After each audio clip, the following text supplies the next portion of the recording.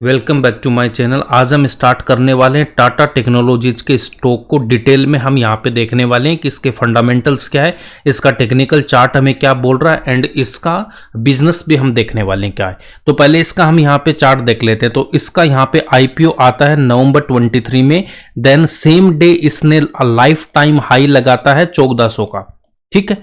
Then उसके बाद ये स्टॉक यहां पे डाउन ट्रेंड में आ जाता है और करंट प्राइस की मैं यहां पे बात कर रहा हूं तो अभी इसका प्राइस है 724 और ये यहां पे लाइफ टाइम हाई से कितना डाउन आता है आपका स्टॉक, ऑलमोस्ट यहां पे ये डाउन आ जाता है 57%।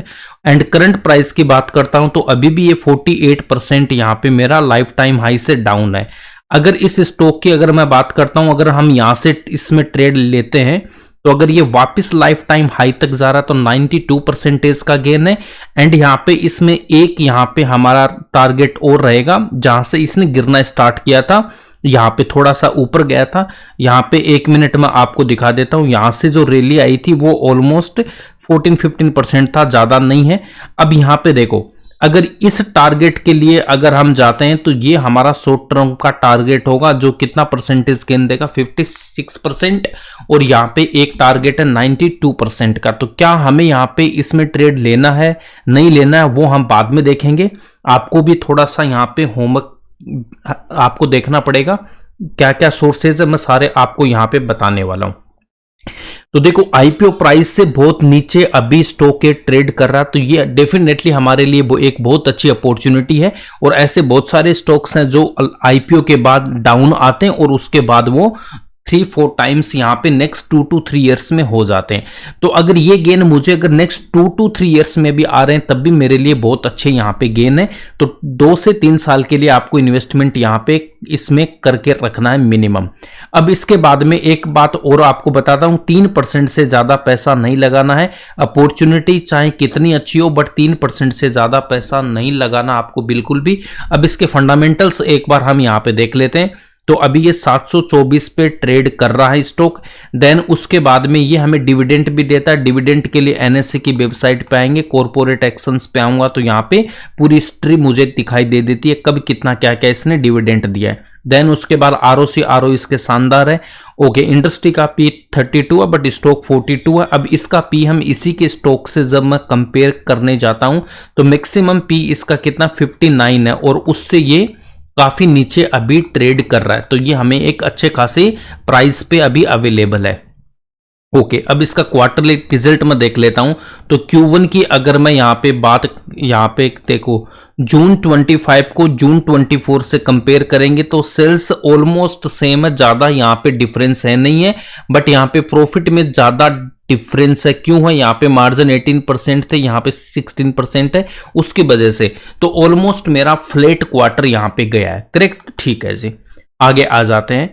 अब मैं यहाँ पे सेल्स की बात करता हूं तो यहाँ पे 19 में आप देख सकते हो 3000 करोड़ से फिर यहाँ पे 21 तक यहाँ पे डिक्रीज होती है। उसके बाद अगेन यहाँ पे 22 में लाइफ टाइम हाई आती है, 23 में भी आती है, 25 में भी आ जाती है, सॉरी 24 में। अब यहाँ पे 24-25 में ऑलमोस्ट सेम रहता है। और अभी मैं लास्ट 4 क्वार्टर की अगर बात कर रहा हूं तो इन लास्ट 4 क्वार्टर्स की बात कर रहे हैं तो यहाँ पे जो मेरे पास सेल्स है वो ऑलमोस्ट 25 के आसपास ही है। तो ऑलमोस्ट मैं ये बोल सकता हूं कि लाइफ टाइम हाई के आसपास मेरी यहाँ पे सेल्स है। एंड जो ऑपरेटिंग प्रॉफिट है वो भी मेरा यहाँ पे हाईएस्ट एवर तो नहीं है बट इनके आसपास ही है। Correct, okay. यहाँ पे डिफरेंट क्यों आ गया? देखो, मार्जिन तो यहाँ पे सेम ही है। उसके बाद में हमें क्या देखना है, यहाँ पे हम देख ले सकते, यहाँ पे आपको सारी इंफॉर्मेशन मिल जाएगी। मटेरियल कॉस्ट यहाँ पे इंक्रीज हो गया, उसकी वजह से ये हमें डिफरेंस देखने को मिल रहा है। एंड एम्प्लॉय कॉस्ट भी यहाँ पे इंक्रीज हुई है, वो भी एक मेरा रीजन है। यहाँ पे मैन्युफैक्चरिंग कॉस्ट यहाँ पे कम हुई है बट ये रॉ मटेरियल की वजह से यहाँ पे ज्यादा हमें इंपैक्ट देखने को मिल जाता है। ओके, तो बैलेंस शीट की अगर मैं यहाँ पे बात करने जाता हूं तो देखो, सेल्स यहाँ पे कम हुई, देन अचानक से नेक्स्ट 3 इयर्स में लगातार यहाँ पे ग्रो किया है।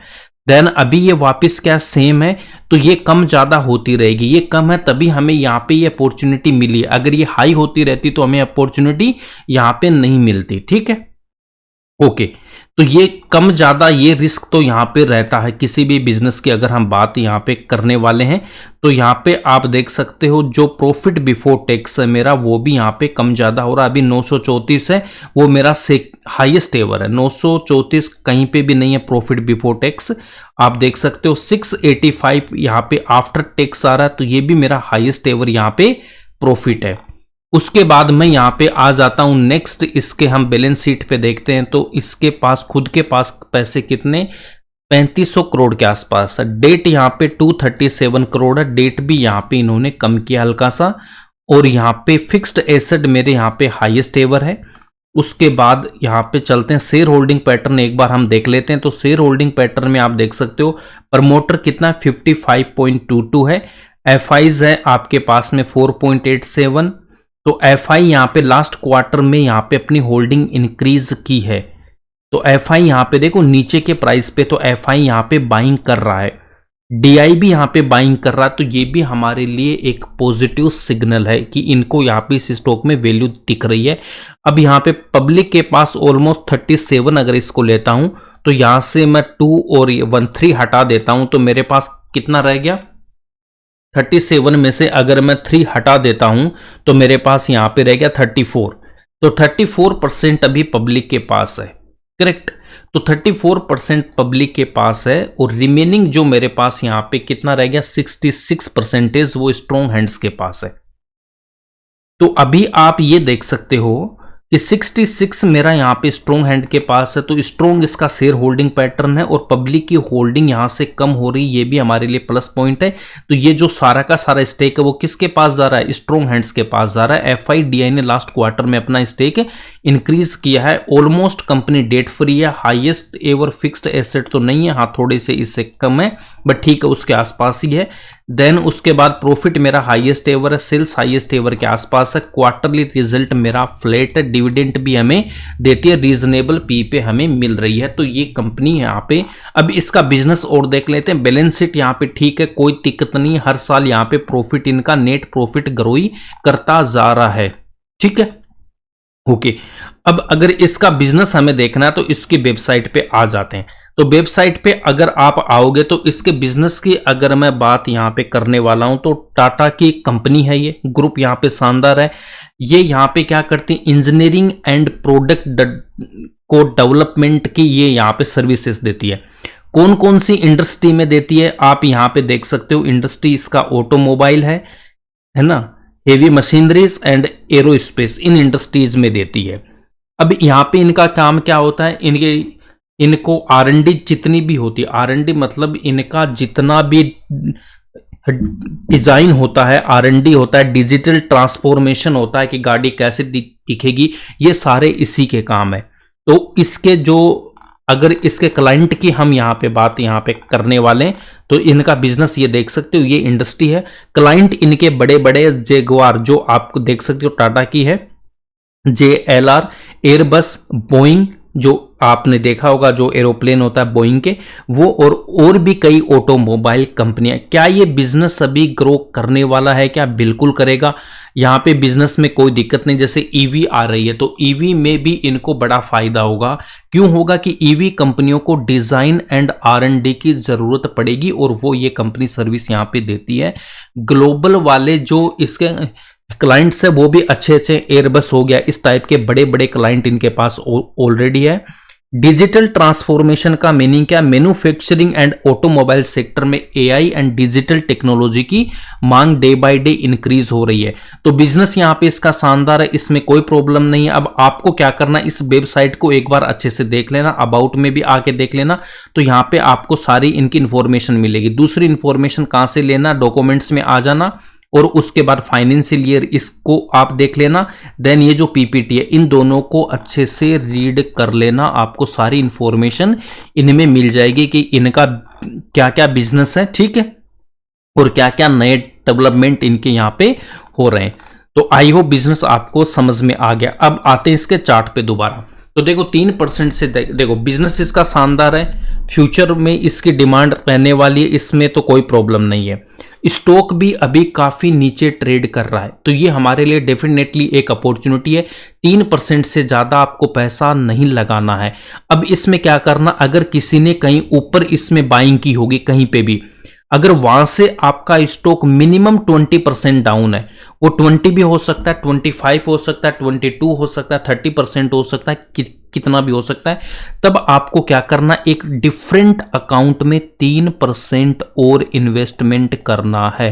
क्या मीनिंग हो गया, अगर आपने यहां पे कहीं ट्रेड लिया होगा, वो मान लो एंजल ऑफ 1 में आपने ले लिया, 3% वहां पे लगा दिया। अब ये स्टॉक वहां से देखो कितना परसेंटेज अभी ये डाउन है, यहां से आपका अभी भी ये कितना है, 29% डाउन है। तो अगर किसी का 29 है, किसी का 28 है, किसी का 20% है, अगर 20% से ज्यादा अगर ये डाउन दिख रहा आपके पोर्टफोलियो में, तो 5 पैसा, जीरोधा, एचडीएफसी, आईसीआई बैंक, जहां पे भी आपका अकाउंट है उसमें आप 3% और लगा देना, उससे ज्यादा इन्वेस्टमेंट नहीं करना है। लालच बिल्कुल नहीं करना यहाँ पे कि अच्छा यहाँ पे स्टॉक है, नीचे अभी अच्छा खासा है, यहाँ पे पैसा लगा देता हूं और यहाँ पे अच्छा खासा गेन मिल जाएगा, ऐसा नहीं करना है। एक दो कंपनियों में अच्छा हो सकता है गेन आपको मिल जाए, उसके बाद कभी कभी क्या होगा, कोई स्टॉक 2-3 साल तक नहीं चलेगा, तो फिर आपको वहां दिक्कत हो जाएगी। तो इसलिए बेटर यही है, कंपनी बहुत है हमारे पास, अपॉर्चुनिटी बहुत ज्यादा, आप एक बार प्ले लिस्ट जाके देख लेना, इतने सारे स्टॉक्स है। अगर आप वहां पे 3-3% भी लगा रहे हो, अगर 20% डाउन है तब भी ना लगाओ तो भी कोई दिक्कत नहीं है, ठीक है। अगर आप नए हो स्टॉक मार्केट में तो 3% लगाओ, ठीक है, उससे ज्यादा बिल्कुल मत लगाओ। स्टॉक्स हमारे पास बहुत है, तो यहाँ पे निफ्टी से लेना देना नहीं होता, सारे स्टॉक्स उसमें है नहीं।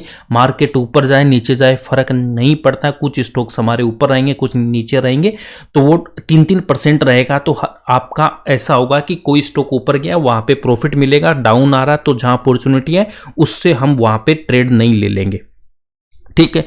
तो आई होप आपको समझ में सारी बातें आ गई है, और आपको कोई भी ट्रेड लेना या नहीं लेना, फ्रेश बाइंग करना नहीं करना, वो सब आपको अपने फाइनेंशियल एडवाइजर से डिस्कस करने के बाद ही लेना है। और जो मैंने फाइनेंशियल ईयर और पीपीटी और वेबसाइट को एक बार अच्छे से आपको देखना, उसके बाद डिसीजन आपको अपने से यहाँ पे लेना। आई होप अगर आपको वीडियो अच्छा लगा तो लाइक करना, शेयर करना, इस चैनल पर नए हो तो सब्सक्राइब आपको करके रख लेना है, जिससे जब भी कोई वीडियो आएगा तो आपको तुरंत इसका नोटिफिकेशन मिलेगा और वहां पे आपका कोई भी वीडियो मिस नहीं होगा। तो मिलते हैं नेक्स्ट वीडियो में एक नए स्टॉक के साथ। Thanks for watching this video.